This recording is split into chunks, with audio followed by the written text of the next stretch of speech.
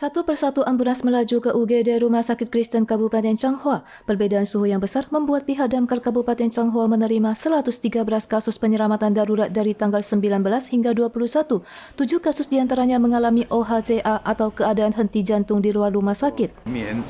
颈部、双手、双脚，如果保护好的话，可以保暖身体的温度，可以保护到50% 到70%。 Data terbaru OHCA yang dirilis oleh beberapa stasiun damkar adalah sebagai berikut. Taipei, New Taipei, Chilong 25 kasus, Taoyuan, Hsinchu, Miaoli 23 kasus, Taichung, Changhua, Nantou 18 kasus, Yunlin, Chiayi, Tainan 18 kasus, Kaohsiung, Pingtung 31 kasus, Ilan, Hualien, Taitung 9 kasus, dan Penghu 3 kasus, dengan total 123 kasus. Mengenai hubungan kematian mendadak dengan peningkatan kasus OHCA yang disebabkan cuaca dingin masih perlu diklarifikasi.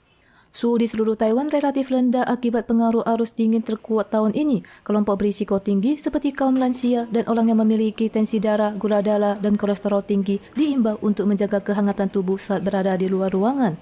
Arus dingin kali ini juga berpengaruh pada hewan di kebun binatang Soushan, Kaohsiung. Pengurus kebun menyiapkan selimut, lampu hangat, dan permen jahe untuk melindungi mereka dari kedinginan. Suhu terendah di Kaohsiung mencapai 14 derajat pada tanggal 22.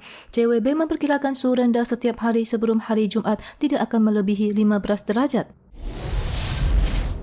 Pada tanggal 22, Taiwan mencatat penambahan 5 kasus yang semuanya berubah positif saat isoman. Selain itu, juga terdapat penambahan 39 kasus impor. Berhubung situasi pandemi berubah stabil, CJJ berencana membuka perbatasan negara bagi pebisnis pada bulan Maret.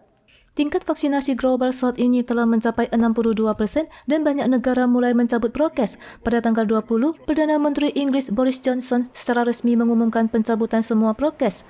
If you're a fully vaccinated close contact or under 18, you will no longer be asked to test daily for 7 days.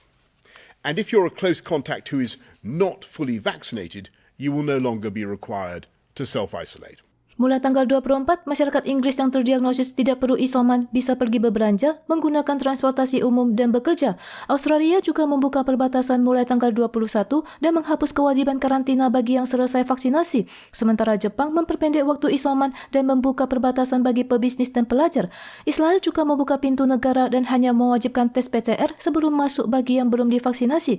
Selandia Baru menjadwalkan pencabutan prokes secara sosial dan kewajiban vaksinasi pada akhir Maret. Perdana Menteri Su Tseng-chang mengumumkan finalisasi proyek MRT Keelung yang mencakup Taipei, New Taipei, dan Keelung pada tanggal 22. 13 stasiun MRT akan menghubungkan Nankang Taipei melewati Shizi hingga ke Batu Keelung. Jalur ini akan dipisahkan dari jalur kereta api dan terhubung pada MRT Shizi jalur Tonghu. Hal ini merupakan sebuah kemajuan besar bagi MRT Keelung yang telah ditunggu selama 20 tahun.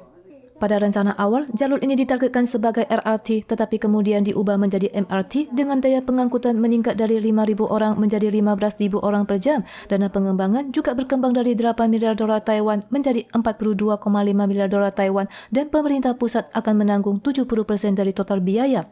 Kementerian Transportasi dan Komunikasi mengatakan metode pengembangan lahan masing-masing stasiun memiliki arah yang jelas dan akan memasuki analisis dampak lingkungan. Bila lolos, desain proyek akan dimulai pada tahun depan dan MRT dijadwalkan beroperasi pada April 2032. Pernahkah Anda menggunakan ponsel saat mengemudi atau berkendara? Menurut peraturan lalu lintas, tindakan ini dapat didenda karena banyak kecelakaan lalu lintas yang disebabkan berkendara sambil main HP. Polisi dapat menilang pengemudi yang menjawab pesan, mengonfirmasi navigasi, atau bahkan menonton video saat berkendara atau menunggu lampu merah. Jumlah kasus tilang berkendara dengan ponsel di tangan mencapai 63.000 kasus pada tahun lalu. Data ini belum termasuk pengguna ponsel didudukan. Meskipun peraturan lalu lintas saat ini menetapkan bahwa mengemudi dengan cara berbahaya dapat dihukum, tetapi masih sulit dalam penegakannya di lokasi. Berhubung ketentuan mengemudi dengan cara berbahaya perlu penguatan dari pengemudi melaju zigzag, polisi sulit untuk melakukan penilangan terhadap pengemudi, tetapi juga menegaskan bahwa penggunaan ponsel baik digenggam langsung maupun menggunakan dudukan ponsel adalah tindakan yang sangat berbahaya dan tidak membantu perjalanan.